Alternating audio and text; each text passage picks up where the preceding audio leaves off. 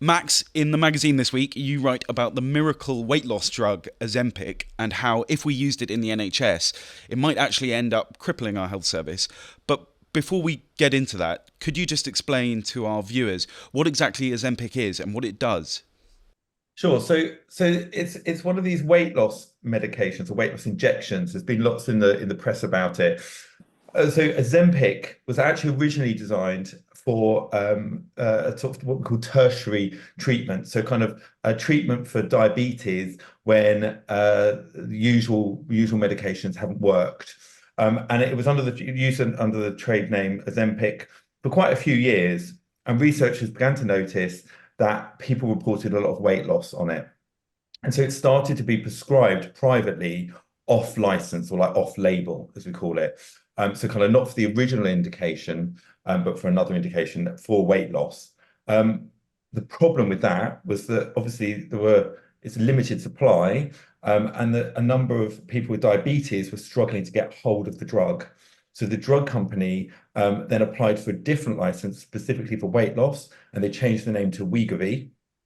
So Ozempic and Wegovy are exactly the same drug. They're just for different treatments, different conditions.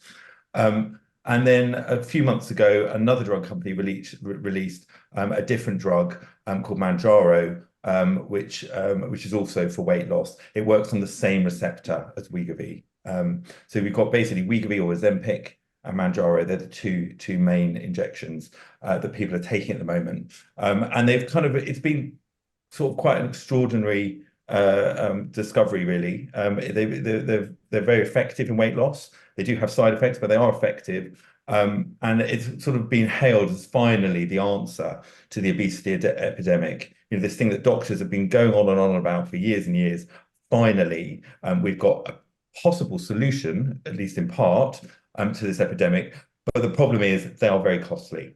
And can you just tell us, what does it do for the users? How do they experience using the drug? Yeah, it's actually very interesting. It sort of works in a number of different ways. It makes you feel fuller for longer. So it affects the what we call gastric emptying. So the time it takes for your stomach to empty. And by delaying that gastric emptying, it makes you feel fuller because the receptors in your stomach can kind of sense that there's still stuff in there. So it thinks that you've just eaten a meal. So instead of your stomach emptying every, say, 20 or 30 minutes, it can delay it by several hours. So you eat something and then it keeps it in your stomach for much longer. So you feel fuller. It also affects, we now know, the reward pathways in the brain. So those parts that kind of light up when you see like a nice donut or a cake, or a piece of chocolate or a big meal, that is dampened by these medications, so that you don't get the same kind of what we call not food noise. So there isn't that kind of intrusion that some people experience around kind of wanting to eat and so on. And when you do eat, you don't get the same kind of buzz from it that you might do for some people, not everybody, but some people get from kind of gorging on food. And it also affects our kind of insulin and the way that we kind of manage our food, the energy when it's in our bodies, so that it becomes we become more effective at sort of managing when we've eaten. Petronella, you've written about using Ozempic. How did you find the drug? I found it absolutely horrible. Uh, First, I found it ruinously expensive. I got a month's supply from a private clinic, which costs about £350. And secondly, I found that I just couldn't tolerate it. And I'm not alone because Boris Johnson also wrote a piece about Ozempic, and he had the same symptoms I did, which was nausea and terrible abdominal pains. And the other thing I found was I was feeling slightly sick all the time. So, yes, I didn't want to eat.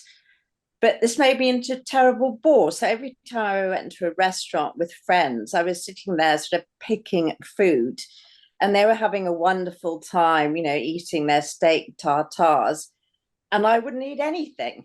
And the other disadvantage with the Zempic, in my view, is that once you stop taking it, the weight comes back on. I only lost £2, But as soon as I stopped taking it, because I actually couldn't stand it anymore, the weight came on, which does not happen with a proper sort of healthy diet and exercise. So I think this is a kind of fast fix that encourages people to be lazy and not exercise and not eat a nutritious diet.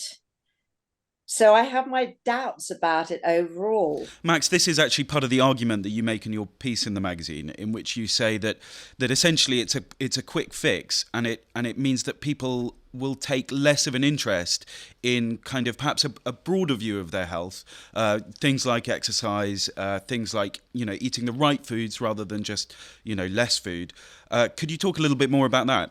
Sure. Well, I mean, sort of Wegovy and Mounjaro, they're not magic bullets. They are not sort of panacea. We know that they only work when combined with healthy eating and exercise. You can't just take them on their own. I think this is part of my concern around some of the narrative that's sort of accumulated around these medications. People think they can just inject and then not do anything, and that is not the case. You need to still do exercise, not just for weight loss, but actually just generally in your health in general. And as well as eating nutritionally, kind of good balanced meals. It's really, really important.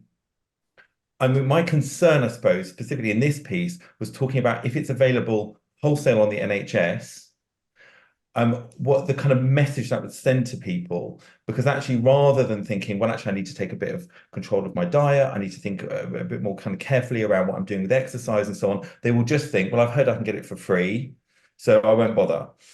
I do think the research shows that people do respond really well to this medication. Petronella is right that it does have some side effects, and it affects people very differently, unfortunately. And we don't really know why that is exactly. Some people seem to have really bad side effects, and other people don't have any side effects at all. Interestingly, I wonder what dose you started on, Petronella, because since the release of Wegovy, they've now kind of developed a regime where rather than starting on one of the higher doses, you start on a low dose, so your body gets used to it. And I found clinically that actually when you start on a lower dose and you very gradually work your way up, the body tolerates it much, much better, and the side effects are much less. May I interject quickly? I started on a fairly low dose, and then I went up after about 2 weeks, but I started dreading these injections. I mean, 2 weeks is quite fast. So at the moment, so Wegovy now starts on the lowest dose. Ozempic didn't used to start this low, but Wegovy starts at 0.25, which is much lower than Ozempic used to come at. And you would then expect every month to gradually increase. So it takes about 5 months to get onto the full proper treatment dose. But yes, I mean, different people have side effects. Some people, if you have side effects on Wegovy, we sometimes recommend people move to Mounjaro. Sometimes some people say it's better tolerated. But yes, and it's like all of these things, all medications have got side effects, and we have to kind of weigh it up.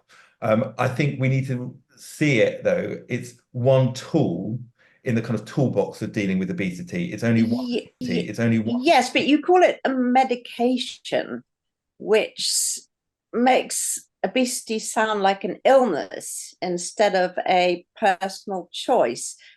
I mean, we have to take some accountability for our weight. Definitely. I'm all about taking responsibility and accountability. But I suppose, for example, we would think about other things like nicotine replacement therapy. We would consider that a medication, because it is a medicine.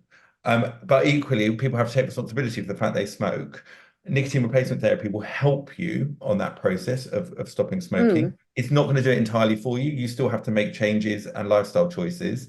And it still is ultimately a personal responsibility to stop smoking. But that medication does help you. And in this way, I suppose, Wegovy or Mounjaro helps you make choices, make changes, but you do still have to make the changes. And the obesity is a result of overeating. It's not anything else. Can I just jump in and say I actually think that Ozempic is really a way for people to avoid personal responsibility. Often they see it as a kind of easy, quick fix that they just go and get an injection, and then all their problems will be solved. And I think that's kind of it says something about It seems to me like it's the flip side of almost overeating. It's like an instant gratification thing. People don't want to put in the effort of taking, 3, 6, 12 months to stop eating so much, and instead just want to have this kind of easy magic bullet. Yes, and I suppose I do understand the argument. I don't fully agree with it though. I think that certain people, for various reasons, are using food as an unhelpful coping mechanism for other things. And simply saying you need to just take responsibility and exercise and stop eating so much, we know it just doesn't work. It just doesn't work. Not about 95% of all diets fail. And actually, I think in a group of people, they have this what we call food noise. They've started to associate food with other things. So they use it as reward, as comfort, to deal with their loneliness and so on. And I think what Ozempic or Wegovy and Mounjaro do is they give people a pause from that kind of intrusive thoughts to allow them the opportunity, if they choose to make changes. It is not, though, as I say, it's not a magic bullet. You still need to make those choices, those changes to your life. But if, as you say, that some people eat because they're depressed, wouldn't one answer be giving them antidepressants? Yep, absolutely. I wouldn't say just depressed. I would say all sorts of things like lonely. They use it as a way of filling out their time. And yes, and so you would need to do a full assessment. If somebody is depressed, you'd obviously want to treat the depression. But if it's because they are using food as a coping mechanism for other psychological distress, then yes, and they would also need to have other kind of do other work around that. But I suppose when you're using that coping mechanism, a bit like when people are, say, using heroin, for example, to anesthetize themselves to traumas or distress or upset, you still want to get them on methadone in order to get them off the heroin, to give them a break, and then they can then do the work. But you say 95% of diets don't work. I mean, in my experience, I had a very, very successful diet for about 1.5 years, which worked brilliantly. And I maintained that level of weight for 10 years, almost effortlessly.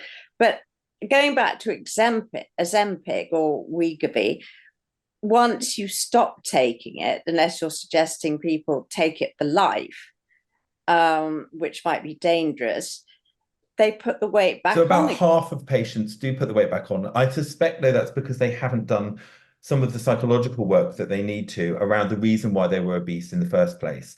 This is what I mean when I say it's not a magic bullet. It gives people a pause, a break, and it gives them an opportunity. And often it can encourage them to then think, well, now I feel a bit more confident about my body. I can go to the gym. I can start going for runs and so on.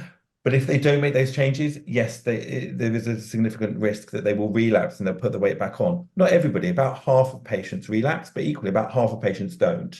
One of the things I found, their weight. One of the things I found particularly interesting reading around Ozempic, and actually we had a piece on it by Sean Thomas on Spectator Life, is that it can affect your desire for other things apart from just food. So I think there's some evidence that it decreases cravings for smoking, but also for drinking. So Sean was saying that he drinks normally, before he started taking Ozempic, he drank about 130 units a week, which is quite a lot, I think. But I mean, he more than halved it without really making much of an effort. Have either of you encountered this? Yes. I mean, I've personally encountered it. Have you, Petronella? You tell us. Yes. It's peculiar because I didn't want to eat, but I also didn't want to drink. So for a month, because I was on Ozempic for a month or 6 weeks, I didn't drink at all. But I can't say I'm a heavy drinker. So giving up alcohol wasn't particularly difficult for me. But yes, you're right. The feeling of slight nausea prevents you from drinking wine and spirits. And we know also that it affects the reward pathways in the brain, which are also kind of triggered. So the dopaminergic parts of the brain, which are triggered by sort of drinking. We know that it dampens that. I've also had some patients saying that they're gambling less, which is another kind of behavior that's got linked to the reward pathway.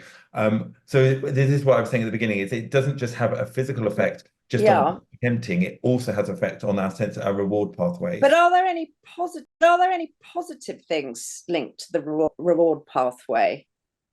That's a very good question. I mean, there's lots of so there's been some studies have been done because one of the concerns was actually if we interfere with that pathway, maybe we won't get so much enjoyment out of life. You know, maybe we Exactly. won't be so motivated. There isn't actually very good evidence at the moment that Ozempic does affect that. I suspect that what it does is it dampens it. So if you have a reward pathway that is kind of overstimulated, or kind of oversensitive, it Mm. just reduces it slightly because people can still Mm. drink, they can still gamble if they want to. They just don't get quite the same buzz out of it. Now, I don't get Yes, any but buzz from one thing I gambling. noticed was that I lacked motivation to an extraordinary degree when I was on Ozempic, and it actually affected my work and affected my desire to do things I normally found pleasurable, like listening to music or going to the cinema or even meeting up with friends, which isn't particularly good for one's mental health. Yes, I mean it's difficult to know with all these things. It's difficult to know around to what extent is it because of low energy, because people maybe aren't eating as much as they should be, or they aren't eating as regularly. Mm. How much of this is a neurological effect? And at the moment, we kind of don't really know. What I would say though is I suppose it's kind of it's about balancing risk. We know that if people are significantly overweight, they have a significant chance of heart attacks, strokes, having diabetes, and so on, which in the long term will affect your ability to have kind of social activities and any enjoyment. So I suppose it's about weighing these things up. So even if it is found that it has a direct neurological effect, it would still be a risk benefit analysis in terms of kind of a treatment, I think. And finally, Max, I just wanted to ask, I'm actually quite surprised about this kind of concept of off-label prescriptions. It's not something I knew all that much about. Can you just tell us a little bit more about this world?